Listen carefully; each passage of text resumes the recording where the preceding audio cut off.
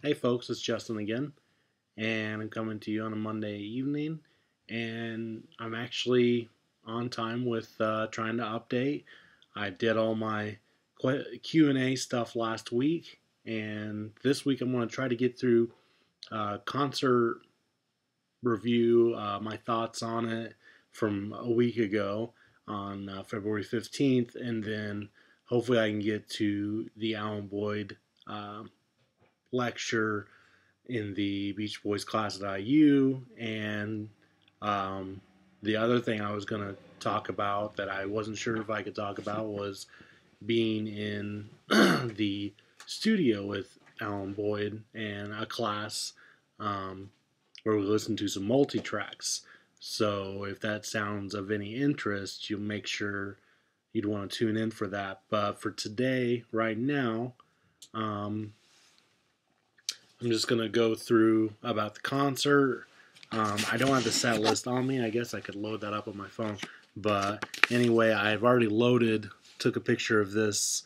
It's on my Facebook. Of course, everybody has ticket stubs. And I had this as well. This is Backstage Pass, and I actually did not get to really use it. Um, and of course, one of these flyers, which I had already shown as well. And see that right side up. Look on my Facebook. Um, but I was given these tickets, and I didn't really know much about it, what it entailed. And so once we got them, we were there at 7 o'clock, and it started at 7:30. We were handed those passes, and it didn't really say Backstage Pass on it. It just had the date and 50 years of fun. And so one of the clerks was going to go ask what that was about. And at the time, one of my friends had said that wasn't really anything. Turned out it was Backstage Pass. And I don't know, there really wasn't time for it. But then again, I did get to see Mike and Bruce before and talked a little bit with Bruce. So I wasn't totally hurt by that. It's cool to have Backstage Pass itself. I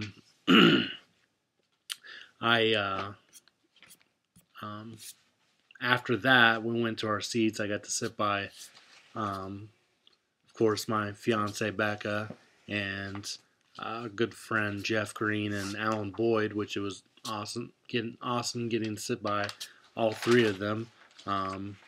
Of the 2 free tickets I got, and I was able to meet a couple in the Facebook Beach Boys community that I've talked to many times online and not seen in person, but that was Brian Houston and Rob Kinney, and it was great to finally meet them. Of course, our picture was taken. It's on Facebook. We had a really good time. It started out kind of with a video package. They were playing like kind of a radio kind of show and started playing Runaround Sue, which I was kind of confused about. But then they started playing Surfin', and the DJ on the thing introduced, from Hawthorne, California, and they started playing a little bit of it, the original version, and then Mike, the band, just came in and sang the chorus, just a little bit of it, and then they went into their full-on set of a lot of the surf songs. I think Catch a Wave. Excuse me real quick while I grab my phone. I have the set list on my phone. And let me try to find it. But they did do, that one song right after the other. Let's see your set list. Sunday.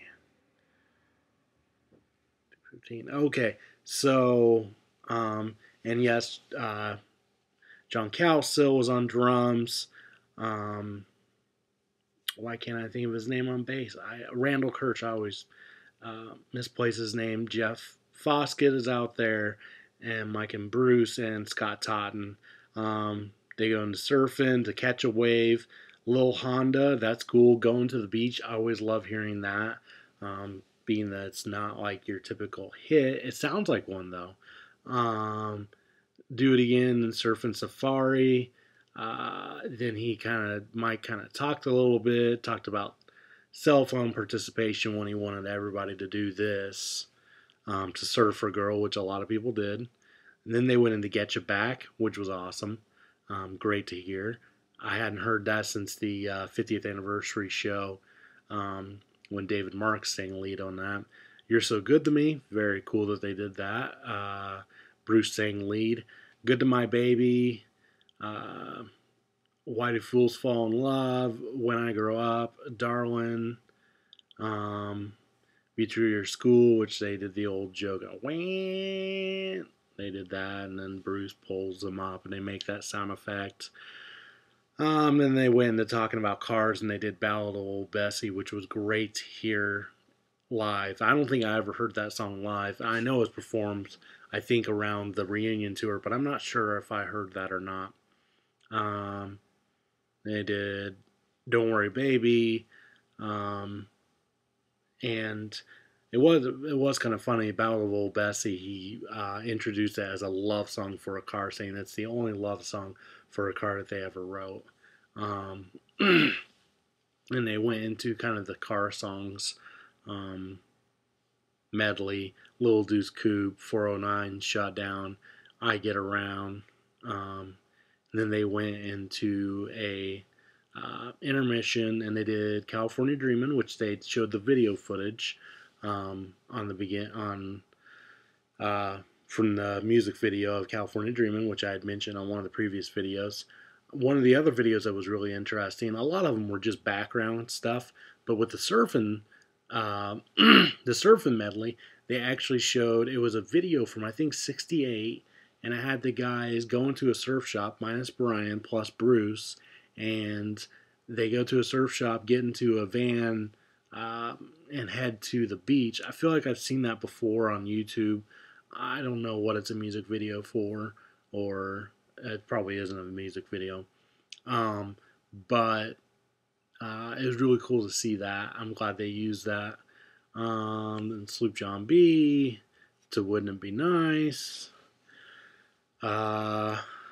Then Randall Kirsch sang Then I Kissed Her. They did Dance, Dance, Dance, California Girls. Talked about Four Freshmen and did Their Hearts Were Full of Spring, which was awesome. It was just Mike, Bruce, Jeff, and Scott. 4-part harmony. Very awesome. I've never heard that live. Bruce started to talk about I Write the Songs and then went into Disney Girls. His mic was actually down and you couldn't hear him very well at the very beginning. The sound was a little off, as I've heard from other people say that about this show.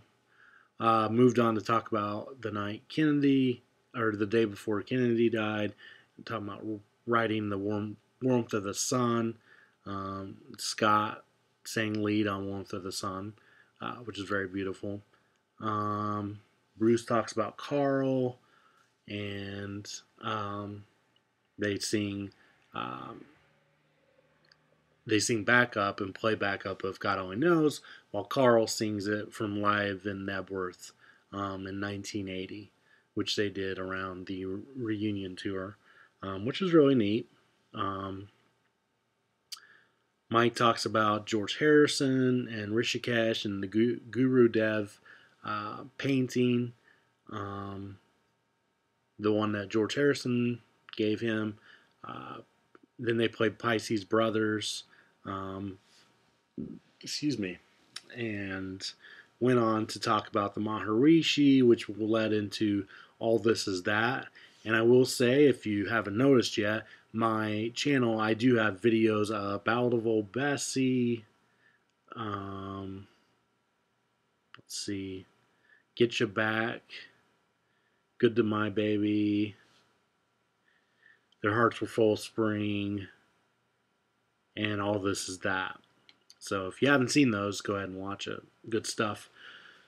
Did Good Vibrations. It sounded great.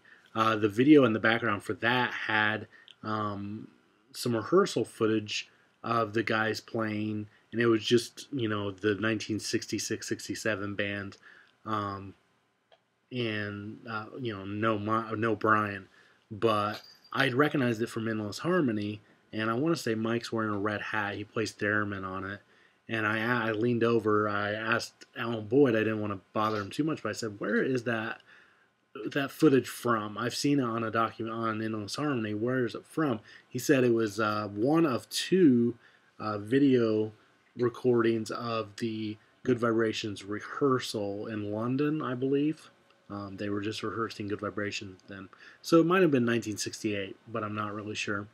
Then they do, really cool, like during the reunion tour, they did Forever, and Denny sang it. They did Do You Want to Dance, and Denny sang lead to it, and they showed video montage of him playing live on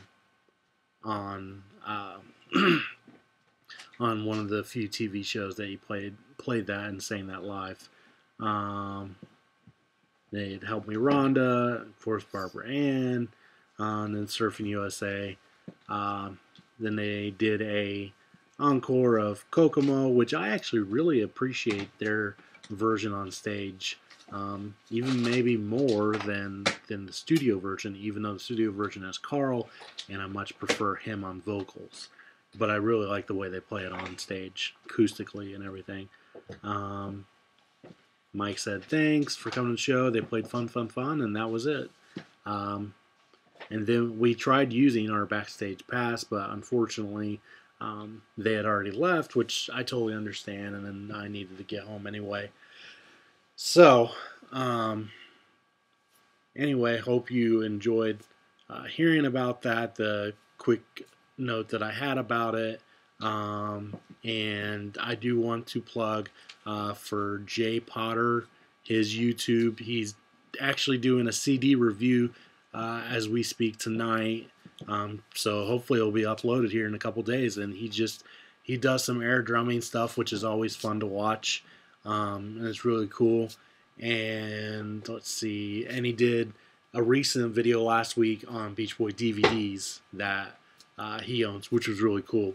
So it's really awesome seeing other fans kind of connect and do the same thing. I love seeing other people's collections. It's very cool. So if you'd like to do that, I more than welcome that, and would love to watch that. So I will catch you next time talking about Alan Boyd lecturing in the class and being in the studio with him. So we'll see you then.